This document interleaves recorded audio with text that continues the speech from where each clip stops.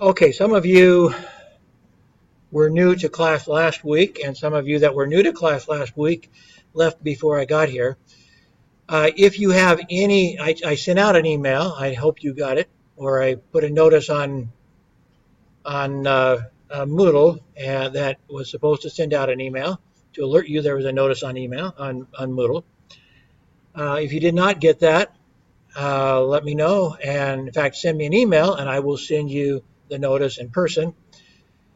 It tries to explain basically what we're doing in class to those who were not here week one. It is also essentially, well, it should be in the lecture in week one. Has everybody signed up for the class on Moodle? I guess that's the first question. It's essential that you sign up for the class on Moodle.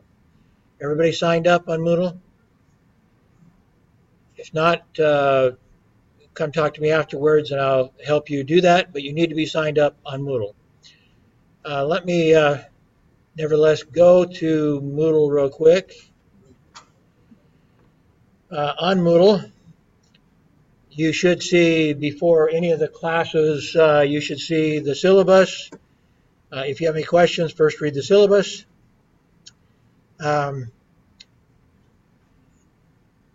You see the two textbooks. I'm not going to give you any assignments for the 7 Habits of Highly Effective People as far as textbook goes. It's up to you whether you want to read it. We will talk about it. We'll watch videos made by the author of the book, Stephen Covey. And like I say, we'll certainly talk a lot about it. But whether you read the book or not is up to you. So I'll leave it there. The book, College Success, you also don't have to read that except the chapter that you're going to present. You obviously have to read that chapter. You have to become an expert on one chapter of the book on college success. Any questions I ask should be covered in class. Any questions about college success should be covered in class and on the PowerPoints. And I will try to remember to review if I set up the questions before I come to class. I'll need to make sure that the questions are covered in our discussion in class, obviously, if the team does not cover it. So the routine, when we do the college success presentations as teams, you will do the presentation right at the start of class. I will make a few comments related to it, and then I'll go into my discussion on whatever I'm teaching. So, as I said, if I see I think there's an important subject to cover, and I already have put it into the quiz, I better make sure that it covers in class either by your team or by me. So pay attention to what I'm saying. There is a class presentation critique sheet. I'm not going to go through that today. Well, if we have time at the end of class, I might. But that gives you your, if you look at that,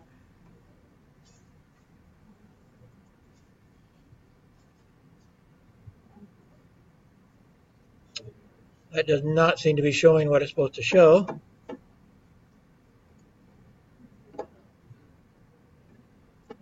Try that again.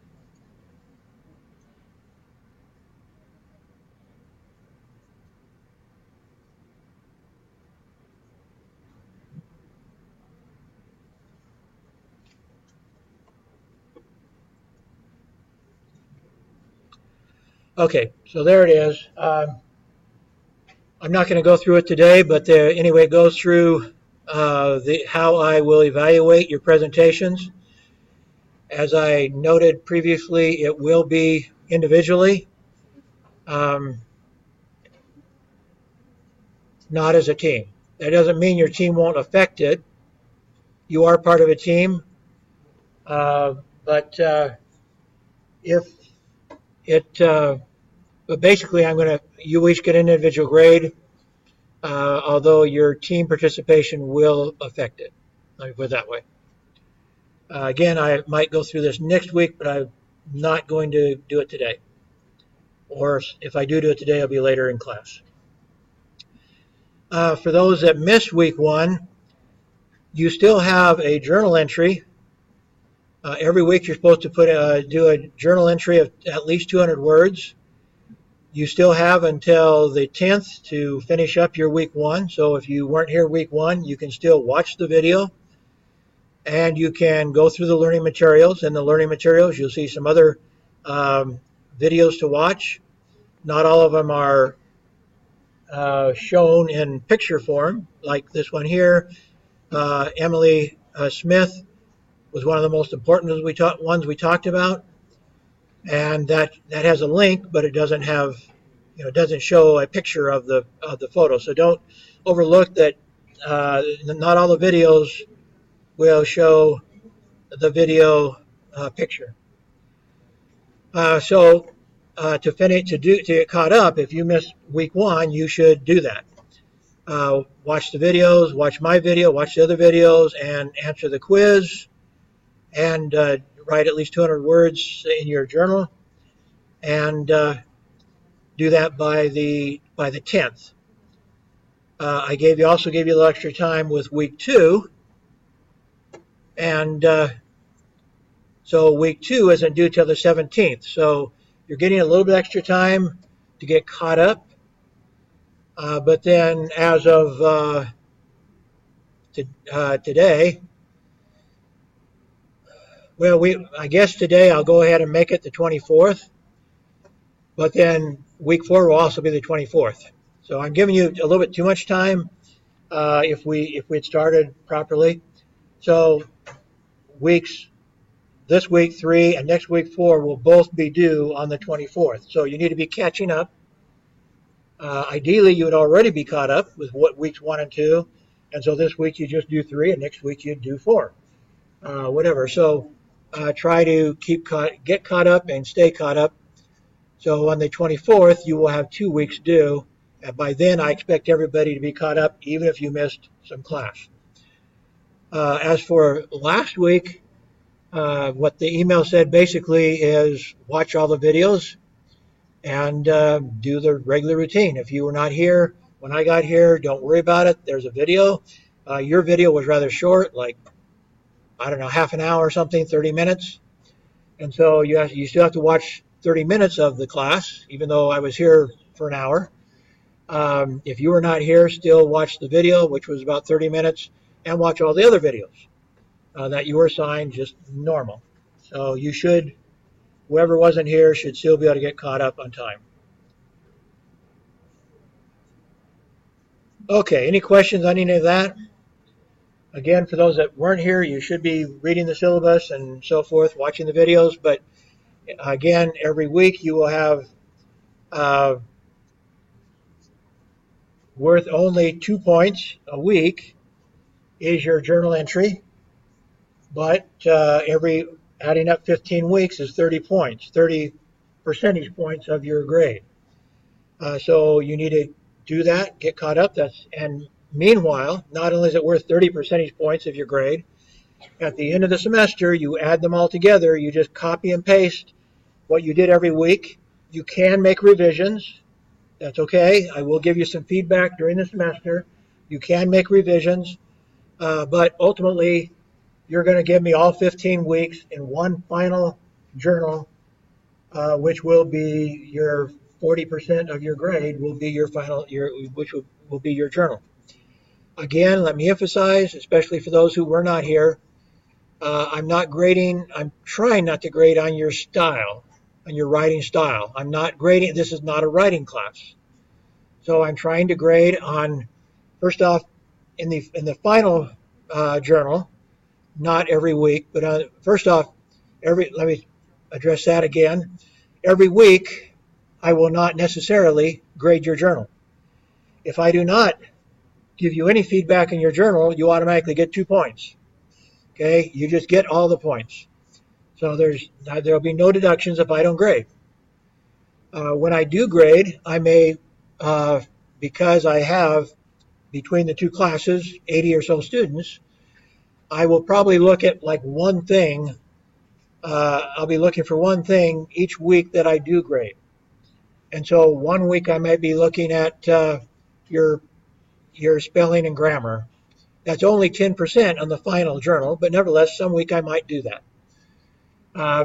Some week I might look at how well you review the videos and the topics we talked about. And that's all I will look at. Did you review them? Were you accurate?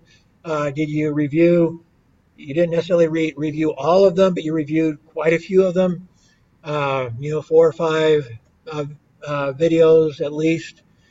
So did you make a substantive review of key videos and discussions in class? And another week, I may look purely about, did you apply this to your own life? And that may be all I grade you on in another week. It's just, did you apply it to your own life? So in the final one, only 10% of the score, with your final compilation of all your week's entries, you will upload it to Turnitin.com.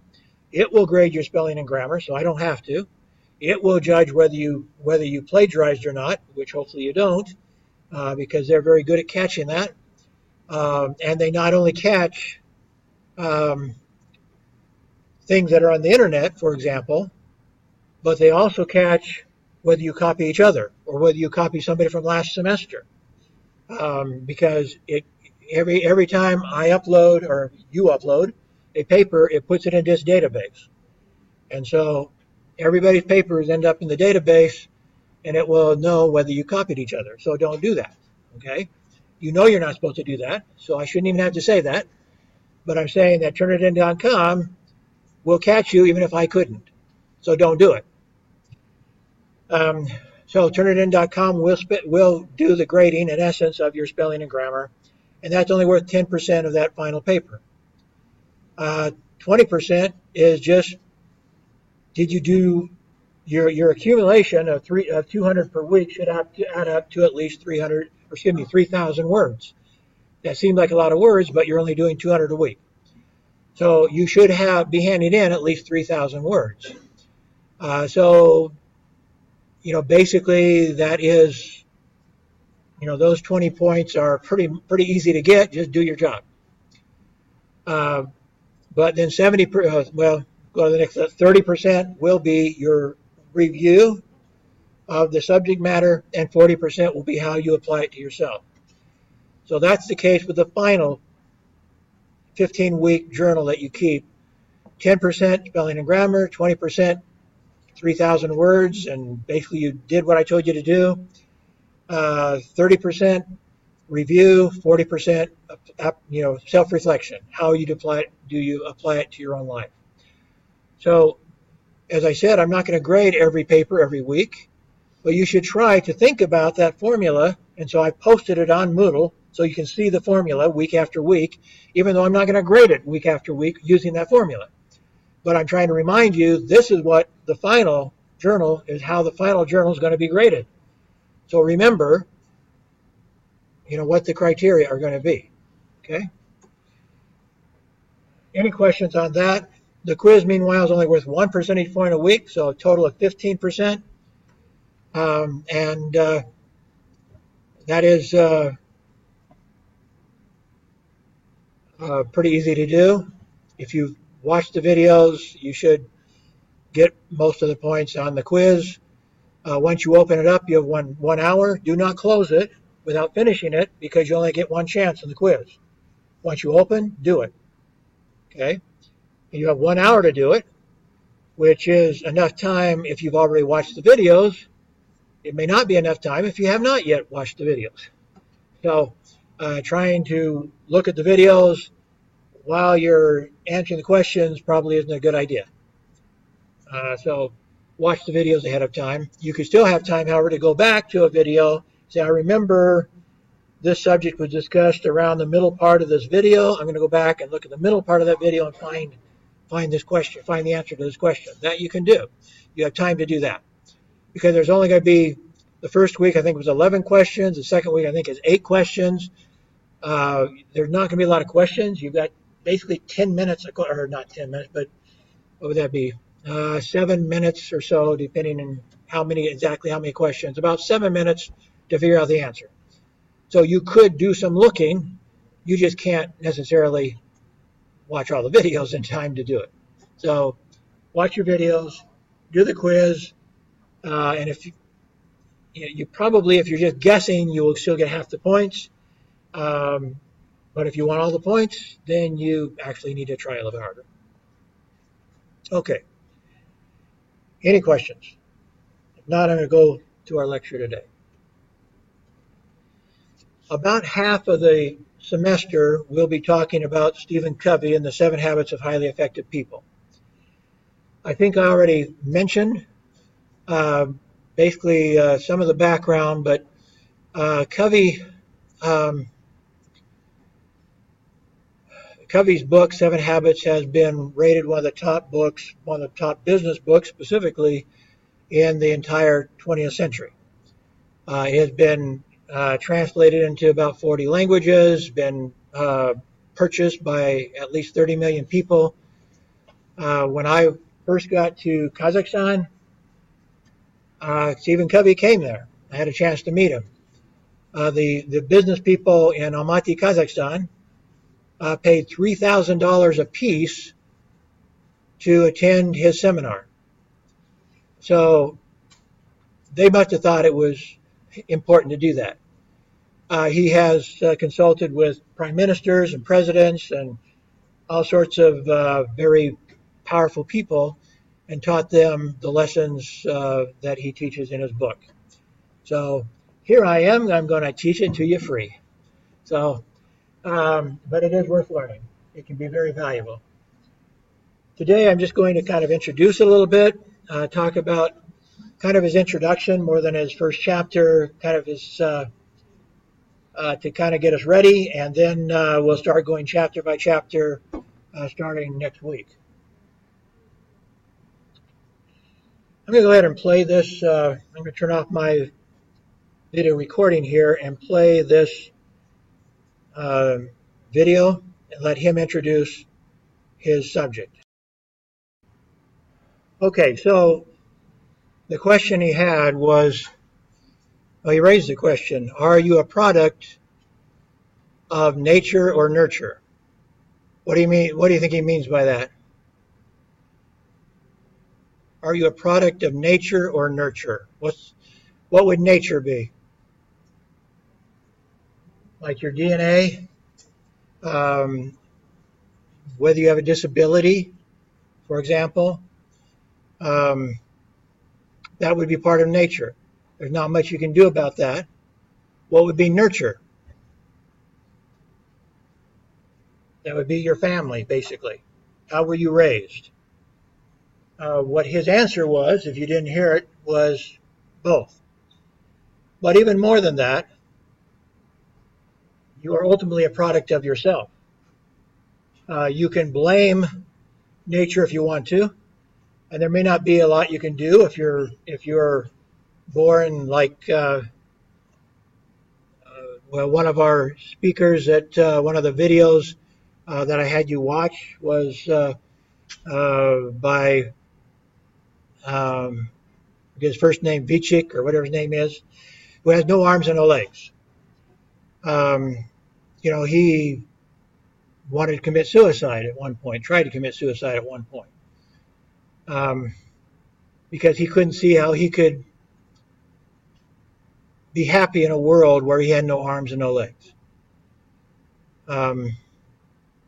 But he's now become famous actor, famous motivational speaker. He's married, he has children. He's glad he didn't commit suicide. So he had some, I don't know how you'd have much graver, much worse disabilities than he was born with. But he has made a good life for himself. So what's he the product of? Is nature? In some ways, in a positive way, yeah. He would not be a famous actor and presenter if he had limbs. It was actually because of his challenges that he's become famous around the world.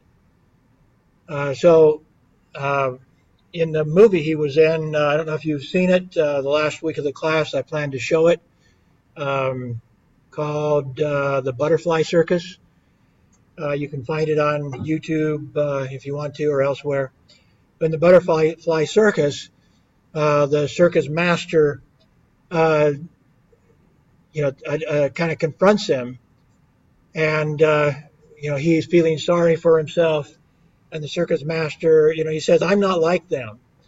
And he tells the story of all the other people who were on this circus, all the problems they had, which were also quite serious, but not physically as serious as him, as the limbless man, as he was called.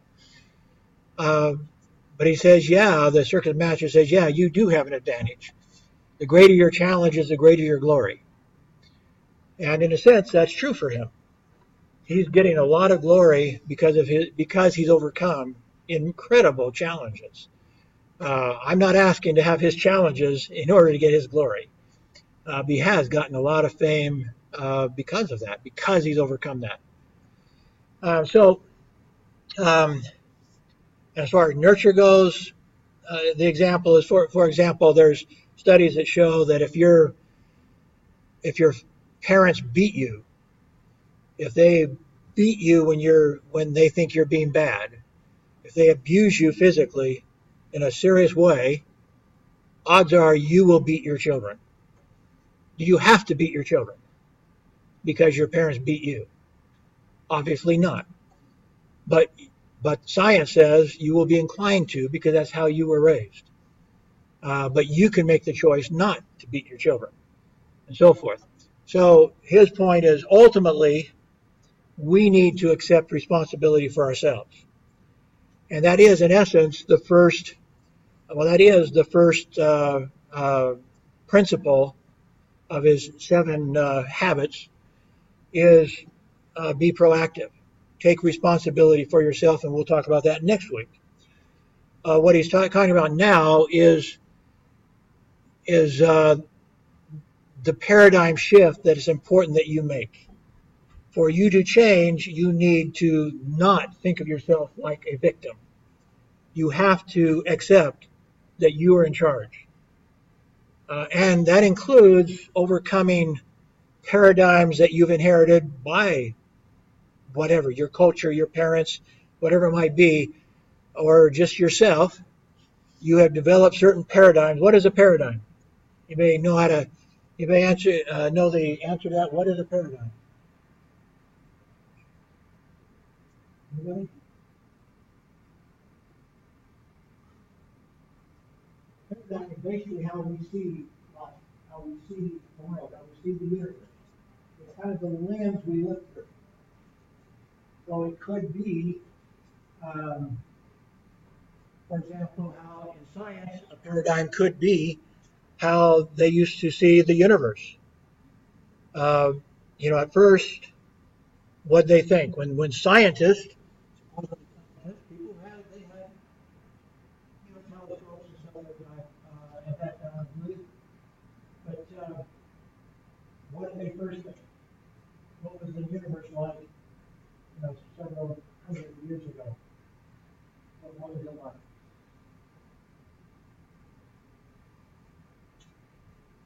What was the center of the universe according to scientists originally? Come on, don't be shy. What was the center of the universe according to the previous scientists? Earth. Earth was the center of the universe. Everything else revolved around us. Then along came Copernicus. And what was the center of the earth or the center of the universe in Copernicus? He led a revolution. He led a major paradigm shift. And he revolted against the earlier paradigm that Earth was the center of the universe. And so he did Copernicus know the truth. Anybody know? What did Copernicus say? Don't be shy. He decided that part be right. But it was better than the first one. Copernicus thought the sun was the center of the universe. He did get it right that the Earth revolved around the sun. That he got right. The other planets revolved around the sun. But he thought also the stars revolved around the sun. Was that correct? No. In our galaxy, they revolve around the center, which we are told has a great black hole, the black hole and other. We don't know. We can't see the center. We can only we can sense it through various ways, through rays, through different things, but we cannot see, literally visually see the center of the universe. But nonetheless, we do know that the masses in the center have to be huge because the mass in the center is huge enough that 200 billion stars can revolve around it. Stars, in many cases, are much, much bigger than our star, the sun, are all revolving around this huge mass in the center of the galaxy, at least according to our scientists now. We presume they're right. They've never seen the center of our galaxy, until 1920, in other words, almost exactly 100 years ago, they did not know there were other galaxies. In fact, they called this the universe. This was the universe. And when they saw those other things out there that looked like there were multiple stars in it, they called those island universes. That was the name they used at that time. They thought it looks like there's more than one star in those island universes. They did not know that some of those island universes were like 5 times as big or even more than our galaxy. Some of them ours has somewhere around 200 billion stars. Some of the galaxies have over 1 trillion stars. So they had no clue of that. So this was still the universe to them. The other things out there were island universes in 1920. It was 1930 into the 1930s before the nomenclature finally was fixed that we were in a galaxy and there were other galaxies. And even then, they didn't have a real good clue. So we have various paradigm shifts that even have lasted up until fairly recently what our universe is like, and we're still discovering it. We're still trying to figure it out. In fact, scientists are saying, I mentioned, I don't think I mentioned to you guys. I mentioned in the other class, I think. No, I did mention, I think, that there are scientists now who think that we are like a computer game. That our universe is so perfect, digitally perfect, mathematically perfect, that it could not have happened by accident. And therefore, rather than thinking there's a God, heaven forbid a scientist say that, they think that we're somebody's computer game. You think you're alive, and you are alive until they turn off their computer, basically, I guess. There's a scientist in Seattle, Washington, who has been given like $1 million to try to prove that we are a computer game, in essence.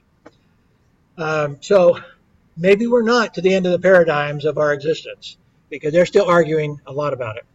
What is our universe? Okay. So a paradigm shift is how suddenly we see the world in a different way. It is not just science, it is also interpersonal and other ways. There's no real excellence in all the world which can be separated from right living. This is kind of the paradigm that Dr. Covey wants you to understand. When he wrote his book, he started his book as a doctoral dissertation. And he looked at hundreds of books, of self-help books, going back more like 2 centuries, and saw, how did people teach how you become a better and more successful person. And he found that there has been gradual changes in how the so-called experts changed the way they suggested that you become successful. At first, they agreed with him. They agreed with this, which is his perspective, is that real success has to be from the inside out. It isn't, you can't put on a facade and be truly, truly successful. Now, his definition of success might be kind of like what we've been talking about in exploring what the idea of success is. Is success only about how much money you make? Is that the only basis on which you consider you're a success or failure? In that case, maybe you can put on the facade and become successful without changing yourself inside. But he says to be really successful, including being happy, you have to change yourself from the inside out, and you will be successful not only in business, you'll be successful in your family, you'll be successful in your community, you'll be successful in the eternities, basically. What do you guys think? Should we open the windows and open the doors? Okay, let's go for it. Somebody, you guys, somebody want to open the window? I'm going to this door open. So it's on the chair. If you want to grab another chair, you're welcome to do that. I think we need to do it.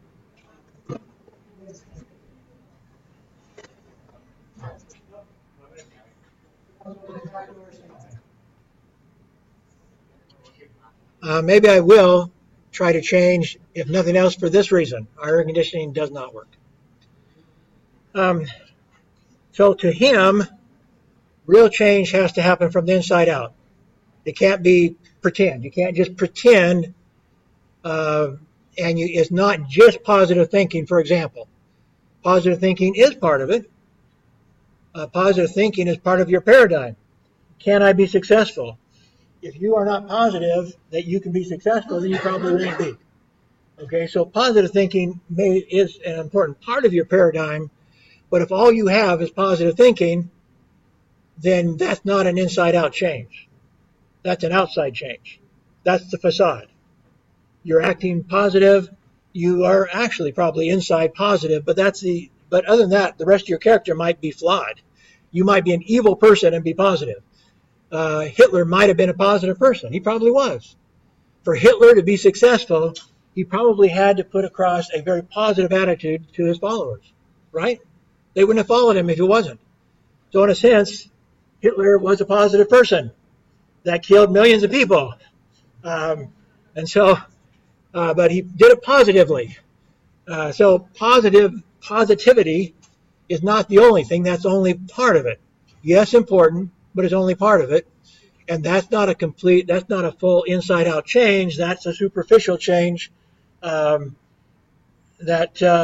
may help you succeed, may make you wealthy, may make you the whatever his position was, prime minister, whatever his title was, of Germany, but it won't make you ultimately happy and successful in the fullest sense of that word.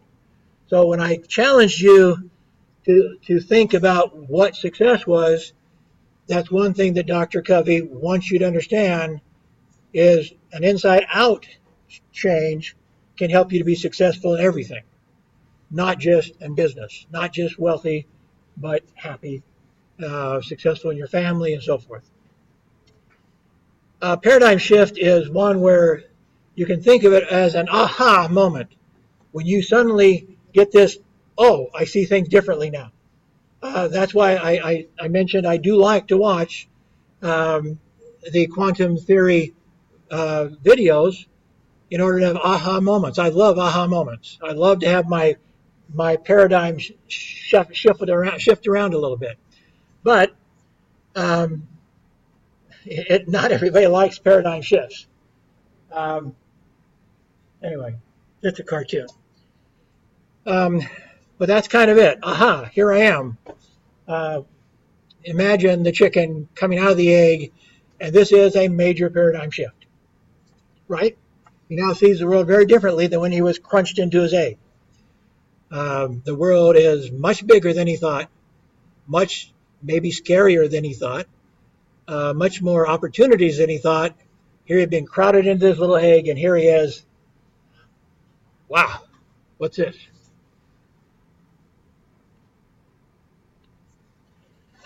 So when we see the world in there's different elements of it. We perceive it, but then once we perceive it, in other words, our perception is kind of the sensory part. We use our eyes, we use our ears, we use our taste, we use all of our senses to perceive the world. But that doesn't. That's only the first step. Then we have to understand it. What does this mean? So again, think about that little chicken coming out. He sees this bright light in the air. He has no idea what the sun is. He's trying to figure out, what is that? Or sees his mama chicken. What is that? He somehow, nature kind of tells him, that's your mama, kid. But there's other things he's looking around at. Should he be scared of that dog? Should he be scared of these people? What should he be scared of? So he's trying to understand the world, and that's the challenge of a baby. As soon as the baby's born, as soon as the chick is born, they're trying to understand what the heck is going on here, because they're born with basically an empty slate up here.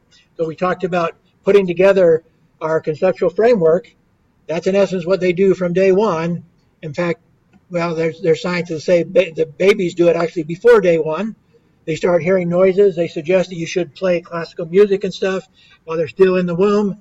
That will help them develop their brain, because they'll be trying to figure out, what's that? What's that sound? And so they'll start perceiving and trying to understand what's going on in their life. And then as you understand, start interpreting, what does this mean to me? So it's kind of like what you're doing in this class, right? You are perceiving, you're understanding, and now you're trying to interpret in your class, what does all this stuff mean to me? So this is your journal, basically. You're now putting this experience into your journal.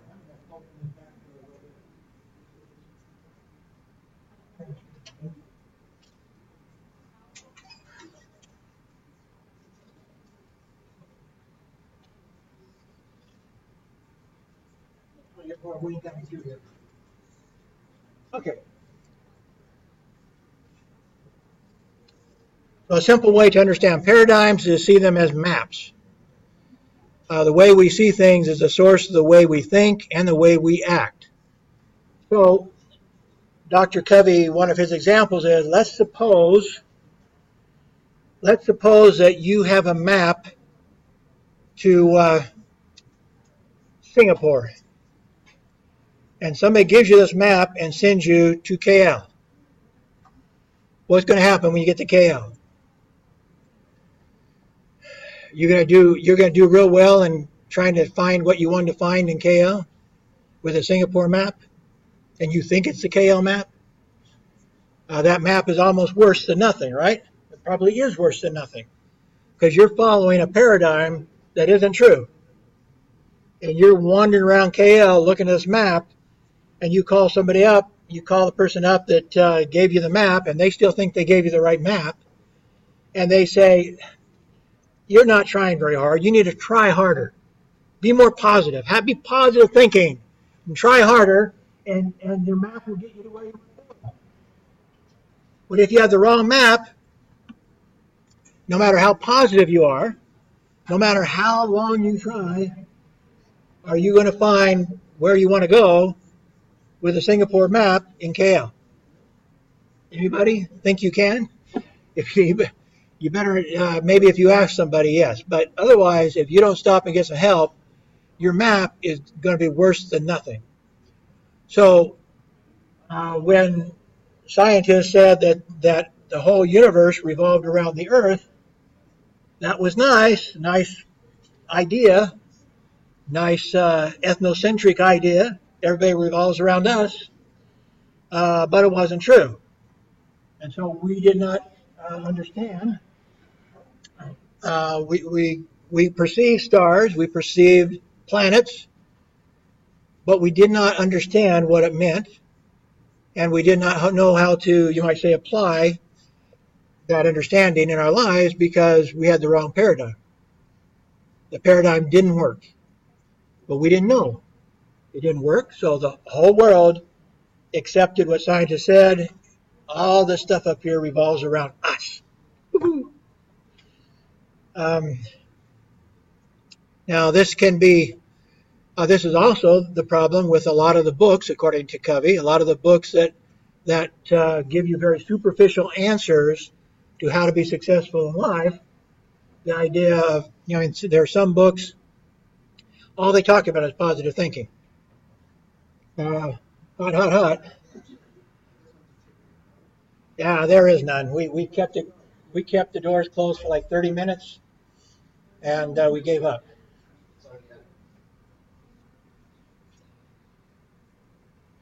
So anyway, the very perception that you can become truly successful just by being positive or just by using some of the tricks that some of the self-help people taught is self-deceptive. You will not be happy at the end of the road, probably. You may have money. Some of the tricks they teach you may allow you to become rich. But as we've been discussing, that's not necessarily success. So when looking at all elements of success, it probably is not going to work. You're going to be taking advantage of people. People are going to hate you. You're going to be doing, like if you, as we watched last week, for those that were here, the video by Clayton Christensen, you will be measuring your life with the wrong measurement. That's exactly what he was talking about, is the wrong paradigm.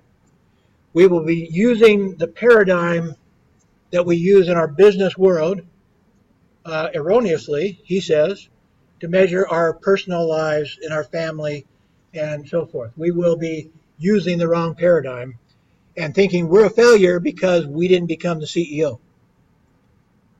We were not as successful as the CEO because we didn't make as much money. We'll be measuring ourselves with the wrong measurement tools. And so anyway, that's the wrong paradigm. It doesn't work. So paradigms are frequently the source of our attitudes and our behaviors. When it comes to paradigms of how to treat other people, how to be successful, now in our personal lives, our paradigms become, they start affecting how we live. They start affecting, do I do whatever it takes to win? Or do I care that I'm screwing somebody else? I'm destroying somebody else's life in the process of becoming rich, for example. Does that matter to me? Um, and it doesn't matter to me that at the end of my business life, there's a lot of people who are going to hate me because I took advantage of them. Um, so those are the sorts of things that you need to think about. And he says it should matter that when we talk about success, we should be looking at the whole picture. We need to understand the whole paradigm, and it's not just the stuff that many of the self-help books were teaching. So the success books were teaching. It needs to be bigger than that. It needs to start from the inside. We need to change what's inside in order to be successful outside, not just in one area, but in all aspects of our life, he says. And I agree with him. Um, so some of you have seen this before. If you have, don't tell us. But first of all, let's look at this picture. Um, take a nice look at that. So what is this a picture of? Young woman, some sort of a hairpiece, apparently. Maybe something around the shoulders, necklace. Okay, now look at this picture. What's this a picture of?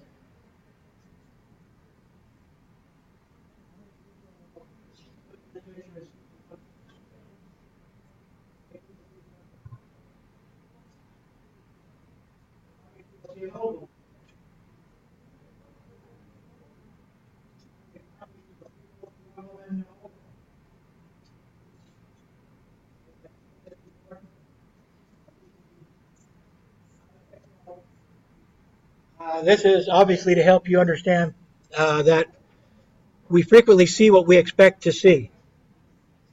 And so the idea was to help program you to see the young woman so you could not see the young woman in this picture. So the young woman is somewhat similar to the other young woman. Here's her nose, eyelashes, her hair, a hair covering, something around the shoulders. That's the young woman. Nose here. Old woman, eye here, nose here, mouth, chin,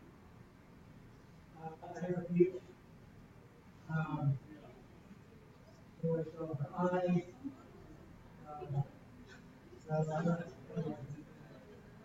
nose here, nose, mouth, chin. So there's two people to see here, as you can see them. And you may have difficulty seeing them both. Even now, as we tried as your friends and I try to show you them both, you may have a hard time seeing them. Our paradigms frequently restrict what we can see. We perceive it. We see this picture. Do we understand the picture?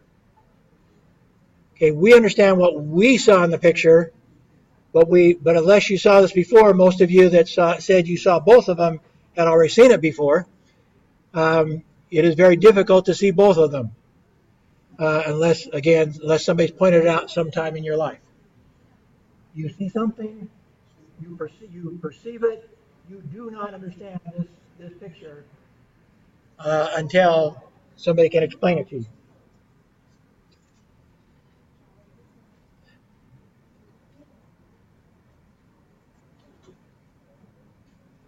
So this is important in life, that our paradigms match reality.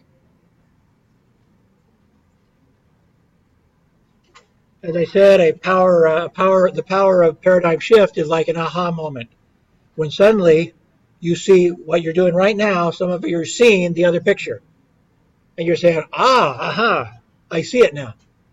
That's your aha moment. And that can happen in science. It can happen in to you, how you perceive yourself in the universe. It can happen in how you perceive yourself as part of a larger group. It can happen in how you perceive yourself in a business, your goals in a business. You can suddenly have a paradigm shift in lots of different things. I already mentioned this, the older scientific idea that Earth was the center of the universe. Then Copernicus comes along and says, no, you idiots, the sun is the center of the universe. And of course, he was wrong too. And if it turns out we're all part of a computer game, then we're still wrong.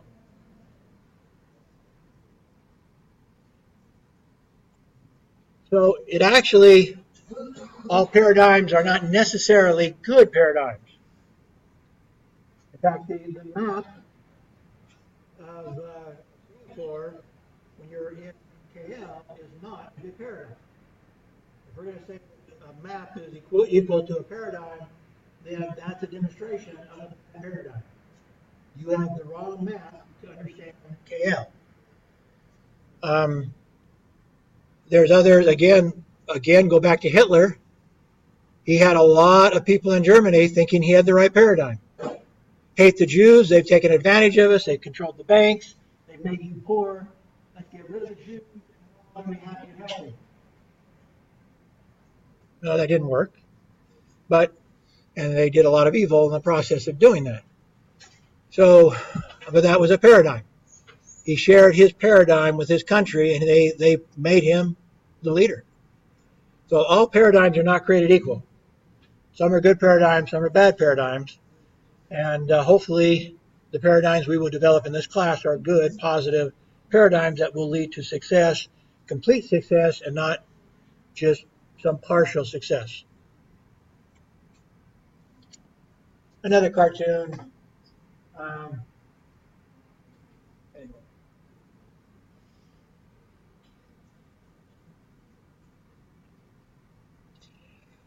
So what we see is highly interrelated to what we are. Paradigms are powerful because they create the lens through which we see the world. Stephen Covey gives an example. He was in New York City one time. New York has a very extensive subway system. And so he was sitting in the subway, and there was a man with 2 or 3 kids with him. I can't remember. Doesn't really matter. And the kids were running around. They were stepping on people's feet. They were out of control. And the father just sat there on the bench doing nothing. Well, Stephen Covey teaches, among other things, to be proactive. So, if you see something wrong, you address it You try to solve the problem. Be proactive.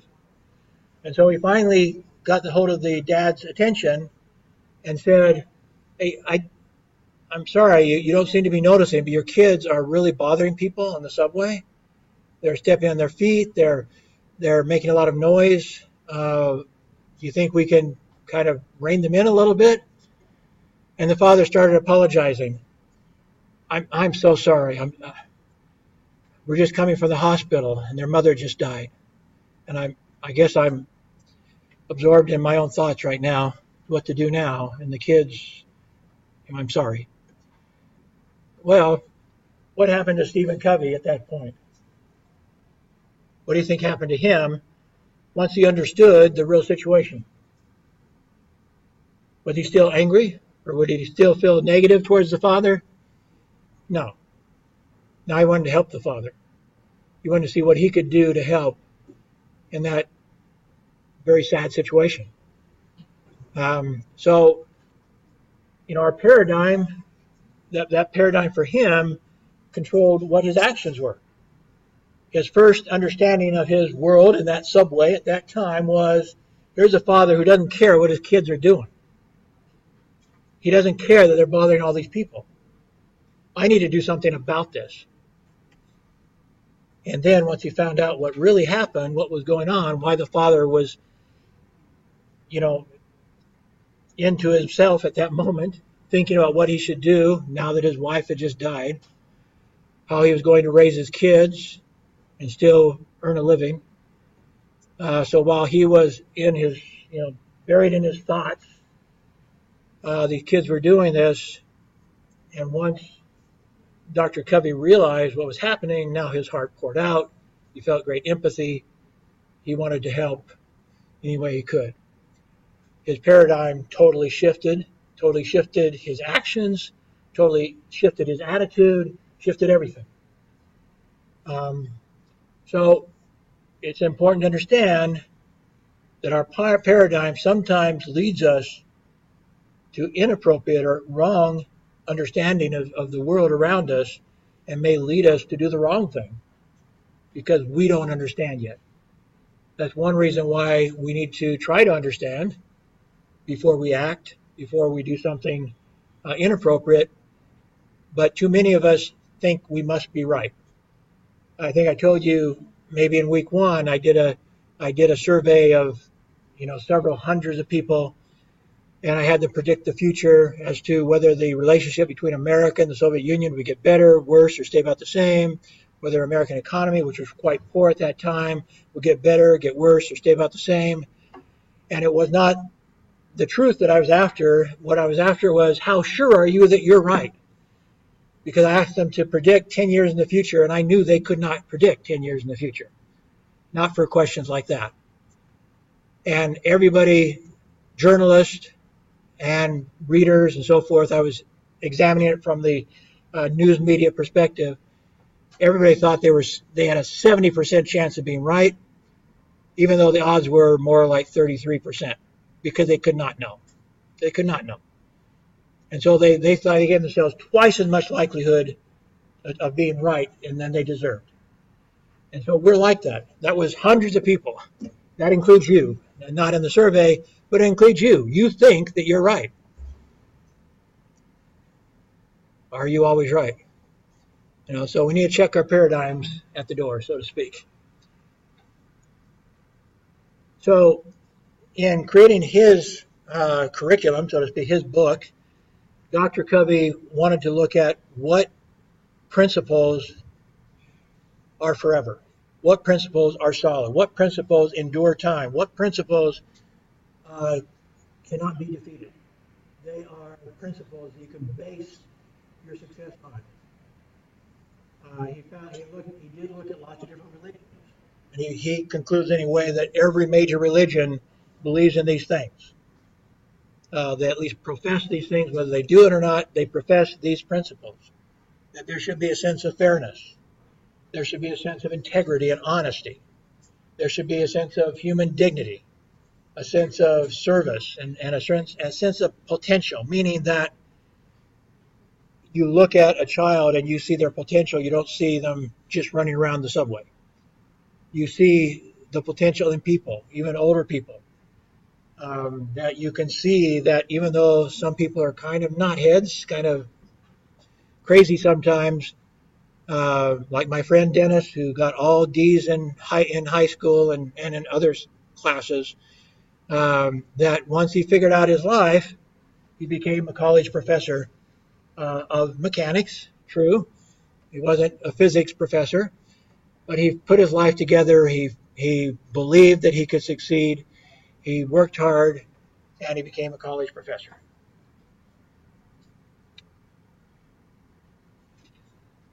Albert Einstein said, basically, the way we see the problem is the problem.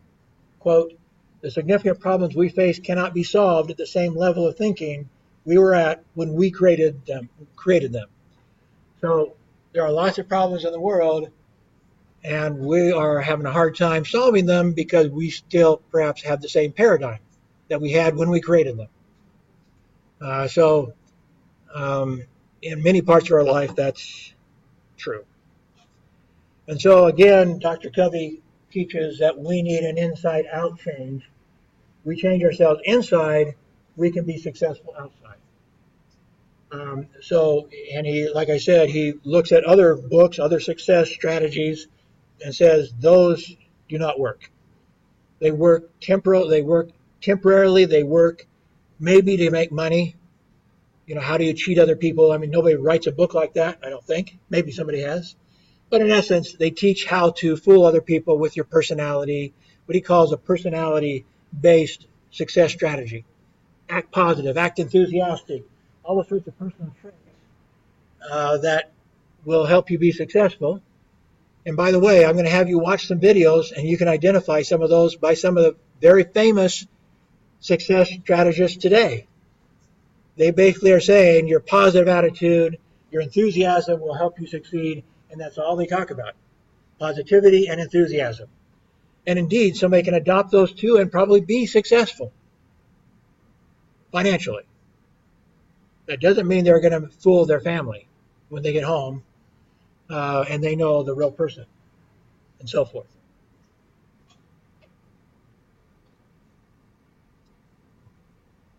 So we are what we repeatedly do. Excellence then is not an act, but a habit. That was what Aristotle said, and that's what Dr. Covey says.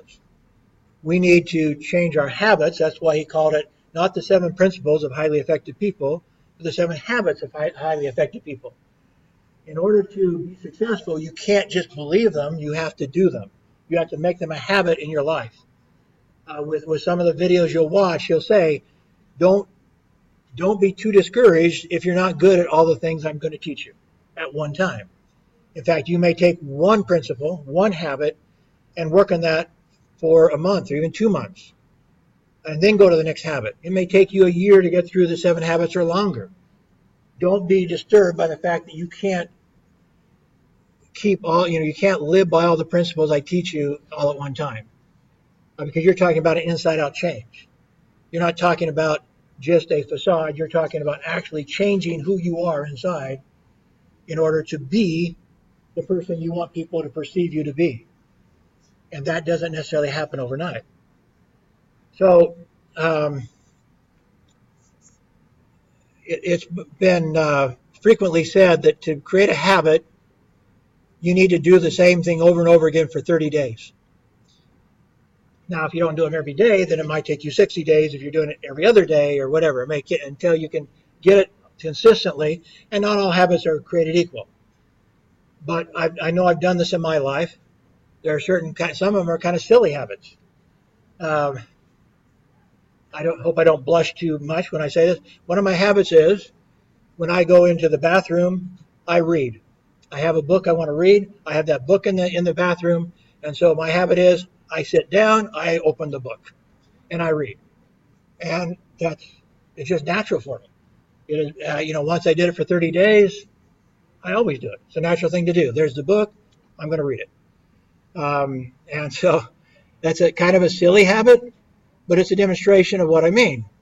It doesn't take long of doing something every day before you have to actually think about not doing it because you've created a habit. And that's what you do. You do this. Once you do this, this happens. You sit down, book opens, almost as if it were automatic.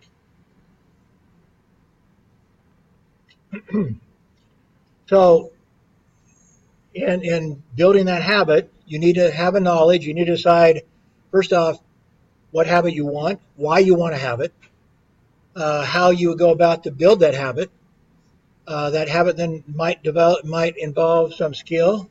You have to develop that skill. You have to be able to do it, whatever that is. You need to. So again, these 7 habits of highly effective people include some skill. So you have to understand the habits.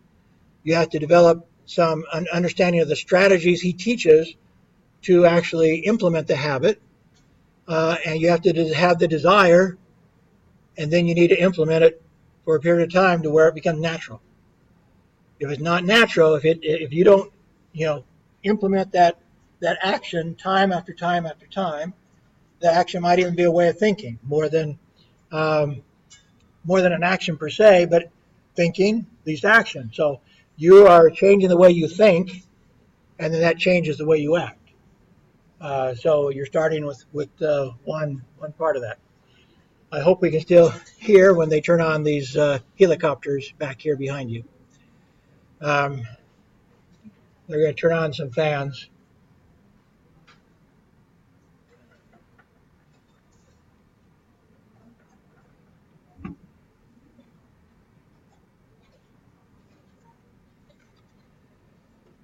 Okay, so what you see here is Dr. Covey's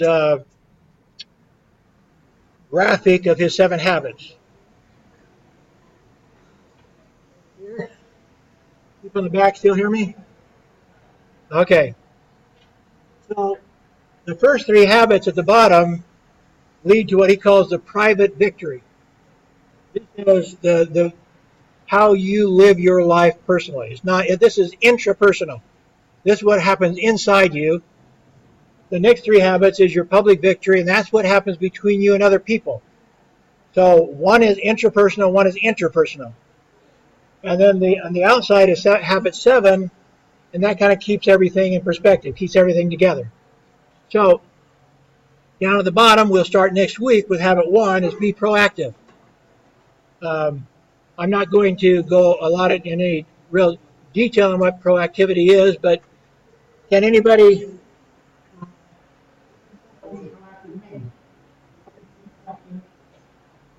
The opposite of react.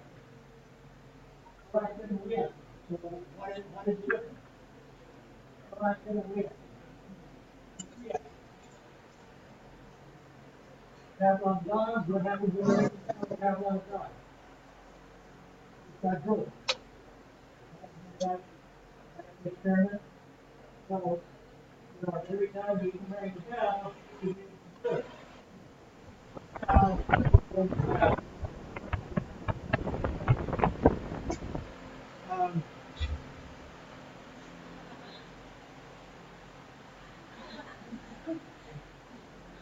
It's going to work.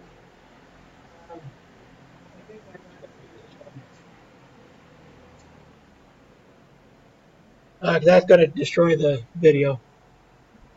The other one may too, I don't know, but this one for sure would. So, the idea of proactivity is you're not just reacting to the stimuli around you.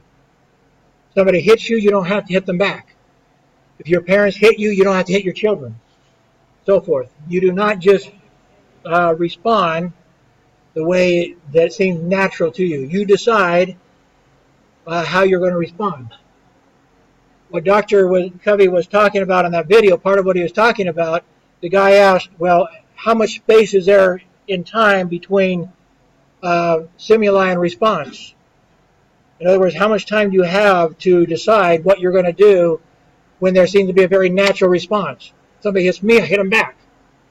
And he said, well, it depends on the circumstances. It depends on how much training, self-training you do. But if you teach yourself, I do not react, I proact. I decide what I'm going to do. That makes all the difference. So that is a habit you have to learn. Just because somebody hits me doesn't mean I have to hit them back. But whatever it is. Just because somebody does evil to me doesn't mean I have to do evil to them. Just because my parents hit me doesn't mean I have to hit my children. Just because, whatever. We do not react, we proact. We decide what we're going to do. We determine our fate. We determine our actions. And the more we practice it, he says, the more natural, the easier it becomes. And the shorter space it takes us to make that decision. Because we made that decision time after time after time.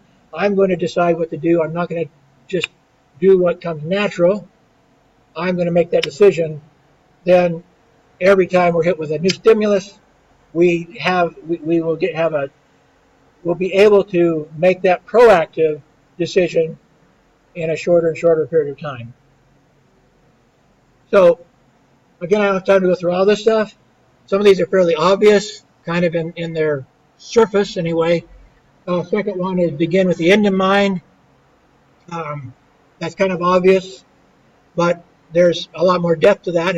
We'll take a whole week to talk about that, or we'll study that for a week. The next one is put first things first. That's kind of a management system. How do I manage my life? So I decide I'm in charge. I set my goals, and I'm going to manage my time to be effective. So that's all part of the private victory. Then the public victory of interdependence. Then is think win-win. How can I win and you win too? Seek first, understand, then to be understood. Synergize, gain that synergy that comes from the whole being greater than the parts. Again, another example of that is if you have a bunch of small sticks. They're very easy to break. You put them all together and they gain a strength that you cannot break them anymore. So you might have like a dozen small branches, easy to break individually. Together, they're very strong. You can't break them anymore. So, a better example is what we call brainstorming. That when we decide we're going to try to solve a problem together, if each of us writes down our best ideas, that will probably still not be as good an idea as we could reach if we were all brainstorming and bouncing ideas off of each other. Well, maybe we could try that. Oh, yeah, well, that, but maybe we could do this too. Oh, that, well, maybe we can add that idea to it. And together in brainstorming, we come up with something that none of us had individually. And so together we could solve a bigger problem.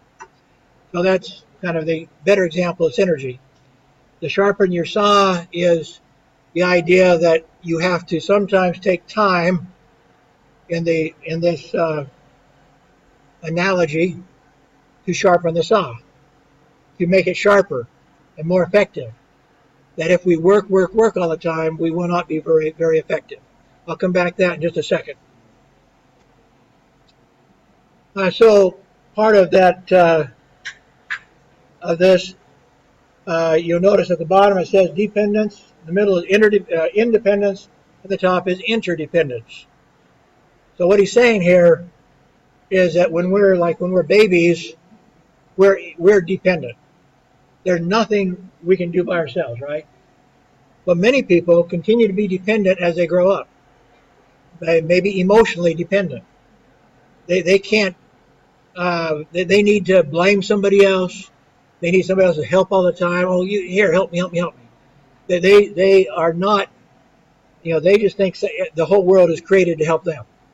And so, adults can become quite old and still be quite immature in how they deal with other people. They are in a dependent state, thinking that other people have to take care of them all the time. Other people, they grow up, they mature, they become independent. So they no longer depend on other people, but that is still not the greatest achievement in life. The greatest achievements in life come with interdependence. Is when you do learn how to achieve synergy, cooperation and synergy with other people. That's when you achieve the greatest success in life is with interdependence, not independence. So many people like to say, I'm independent. Are you interdependent though? have you figured out how to be successful in dealing with other people and in helping other people succeed as you help yourself succeed?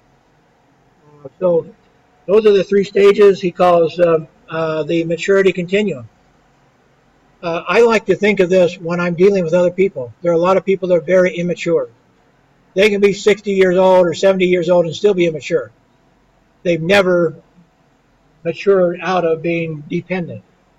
Or if they have, they might become independent, but they don't know how to deal with other people. They have never learned to become interdependent. They don't trust other people. They don't believe there's any advantage to social relations with others.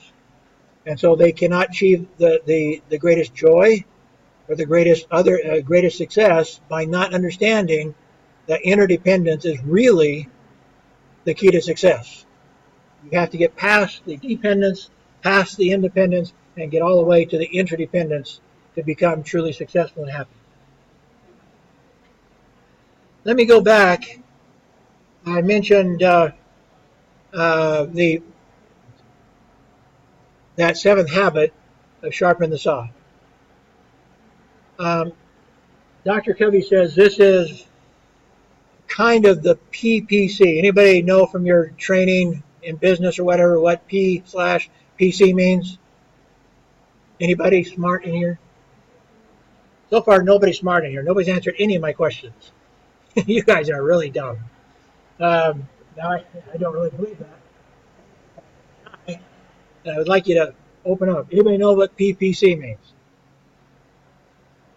Okay, so, you know?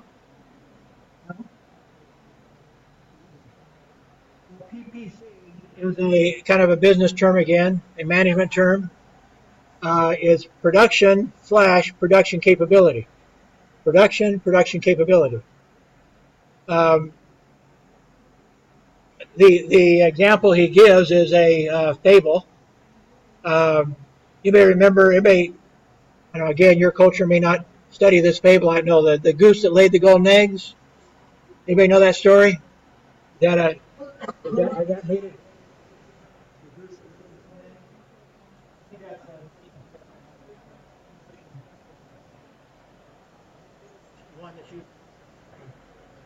The story is there was a very poor farmer.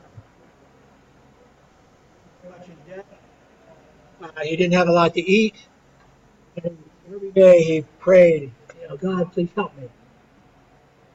One day he got up and he went out and the goose he was so excited. Bills. And so he golden egg in the town and he was so happy. Next morning, he woke up. There was another golden egg.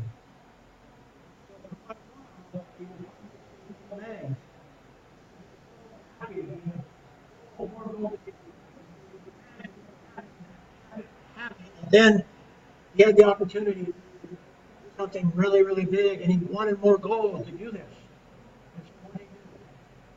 The story, and killed the goose. I'm going to get inside that goose and get all those golden eggs. There were no golden eggs in the goose. And now he had killed his production facility. Okay? So his production capacity had gone to zero. And of course, he died miserable. We can do that with ourselves. We can do that with equipment. Let's say these fans, for example. Let's say we left these fans going and we thought we might just leave them on all day, all night, all day, all night. So they'll just keep pushing the air around. When people come in, it'll be maybe a little bit cooler. Of course, fans don't really make us cool. So that's another, it makes us cool in the sense that it helps evaporate the moisture in our skin. So if we're not here, it doesn't do any good. But anyway, they just decide, the maintenance people just decide it's too hard to go out and turn them on and off every night. We're just going to leave them on all the time. What's going to happen to the fans eventually? They're going to break. Okay, and probably less than half the time. Because if you turn them off every day and let them rest, and turn them on again, they could perhaps last 3 or 4 times as long as if you leave them on all the time.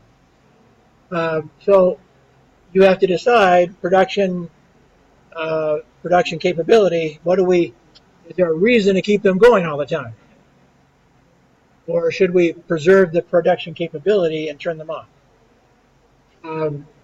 Another example he uses is, let's say you're a manager of a factory.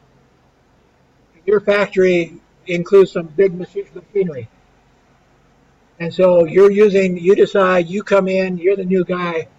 I am going to be cool. I am going to gain everybody's attention. We are going to produce like nobody's ever produced here before. And so he puts on more workers at night, and they use that equipment all day and all night and all day and all night and all day and all night. And he gets a raise. He gets promoted. He is the guy. And then somebody comes in to take his place, and the equipment all breaks down. You have to take time to manage your production capability. If you don't, you destroy your production. So what that 7th habit is, don't destroy your production. Maintain your production capability, whether that be yourself, maintaining your health, doing some exercise every day, for example. Many of us start gaining too much weight, and we might die 10 years earlier because we weigh too much, and even before that, we're not very active. We're slowing down. We can't do as much. We allow ourselves to get out of shape unnecessarily. And so we can destroy the production capability of our own bodies if we don't watch how we take care of ourselves. We can, like I say, certainly equipment, same thing, just a house. You buy a house. You decide you don't have time to paint it anymore. So you don't paint it. What happens if it's made out of wood, for example? What happens to wood if you don't paint it every so often? It starts rotting. So if you have a wood house, you have to paint it regularly to prevent it from rotting. Anyway, go back to ourselves again. Lifelong learning. You graduate from college. I know everything now. Woohoo! And you stop learning. What happens? In a few years, you don't know anything. Things change rapidly. You don't keep up with all the changes. Suddenly, people younger than you are going to go around you because they know what's going on. You don't. That's why I told you. I don't know. Maybe I did say in both classes. Yeah, I think I did. At least week 1, I think. And I had students that were taking economics because their parents told them to do it, and they were miserable. They're not going to maintain lifelong learning because they hate it. This was their parents' idea, not their idea. And so it's important that as you proceed in your career, that you do find your niche. You find your niche in life of what you're happy in doing. We talked again in week 1. Are you good at what you do, or are you good at what you do, or do you do what you're good? What is that? You get the idea. You do what you're good at, or what you're good at. Yeah. However I phrased it. Anyway, so love. Sorry. Do you love what you do, or do you do what you love? Yeah. Anyway, so if we don't love what we do, we will not learn. We'll kind of drop out. We won't do lifelong learning. So it's important, if we're going to be successful, that we do lifelong learning. And so hopefully we actually like what we're doing. We love what we're doing. So we'll get better and better at it. So in every facet of our life, our physical self, if you believe in a spiritual self, your mental self, we want to keep ourselves in tip-top shape, so to speak, to be able to do our job right. I found, for example, I do like to spend some time in thinking about my place in eternity, if you want to put it that way. and in prayer. I do believe in prayer. And so I find that if I spend the time to ponder um, my purpose in life and to seek inspiration, then I'm much more effective in the time when I'm actually working. If I don't do it, I get caught up in the routines. Do, and I'm not doing necessarily with a feeling of inspiration. And so if I have a feeling of inspiration, I can sit it down. If I, it's kind of, again, kind of the beginner with the end in mind. If I feel inspired to do something that day, I may not stop to eat. I'm so inspired by something, I have to do it now. I just have to do it. I have these ideas flowing through my mind. I can't stop. A couple of times last week, I never ate lunch. In fact, I didn't eat throughout the afternoon until like 9 o'clock at night because I was focused in on something so strongly I could not stop myself. I did not want to eat and sacrifice my focus. So when I feel inspired, I'm like that. If I don't take time to feel inspired, then I don't have that kind of focus, and I may find myself, on Facebook during the day or YouTube or something because I don't have this drive, I don't have this focus, and I don't get as much done. I may spend more hours, but without focus, I don't get as much done. So somewhere in my life, I need to feel that inspiration, I need to feel that focus, and then so again, uh, there's a physical, financial, human uh, side. Some could say, we have these assets. Um, the social side, the spiritual side, we need to take care of the assets. I'm going to skip oops, through this. There are some description of what he calls a physical asset. Again, that might be a piece of equipment. We have physical assets. Equipment is an example of that. Uh, Many of us in America have lawnmowers. We have nice green lawns around our houses. We like to have big yards, and we're too lazy to take care of our lawnmowers. And so many of us buy a new lawnmower every couple of years because we never change the oil. We never take care of them. Our lawnmowers cost $150 or something. So we just run them to the ground and buy a new one in a couple of years. Stupid, stupid, stupid. They'd last for a decade if we let them, or more maybe, but we just don't take care of them.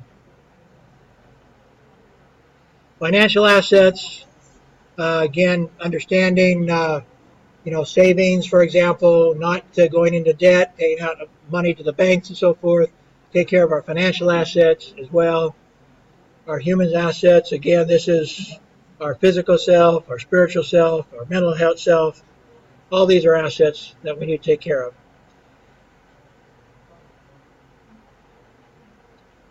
There's also organizational PC.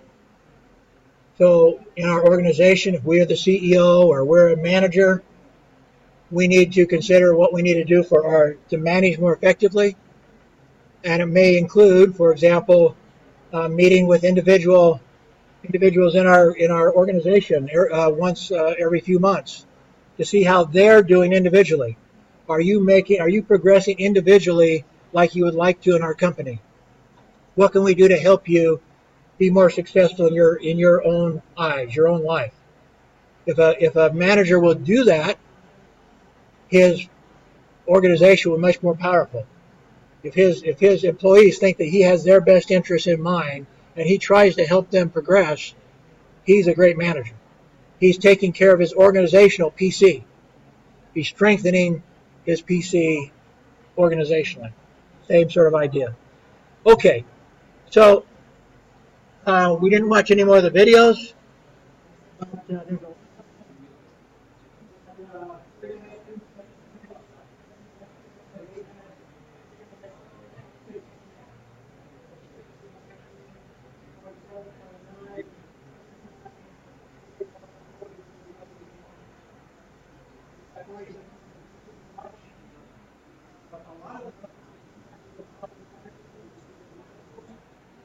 And in fact, you may consider Some of these are, according to Dr. Covey, are teaching false doctrine in the sense that they're only emphasizing positive attitude, enthusiasm.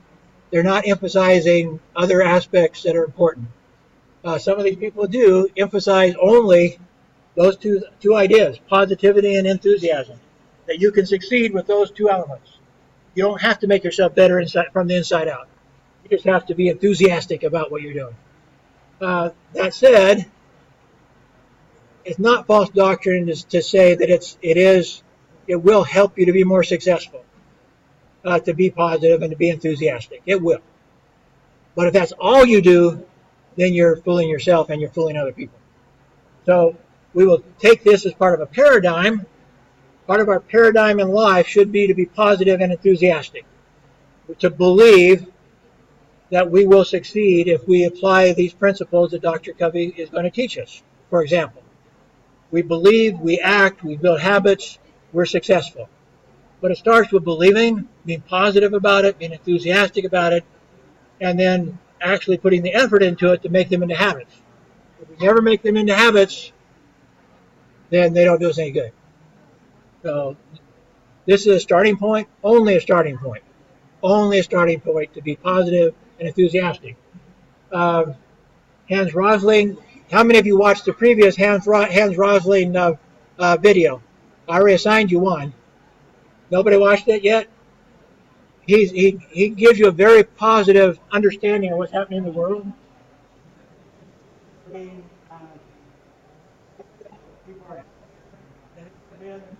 People in the whole world are becoming better economically. Americans always like to complain. All the liberals in America are saying Trump is terrible. He's making the whole world miserable. But actually, Rosling says the whole world is getting better.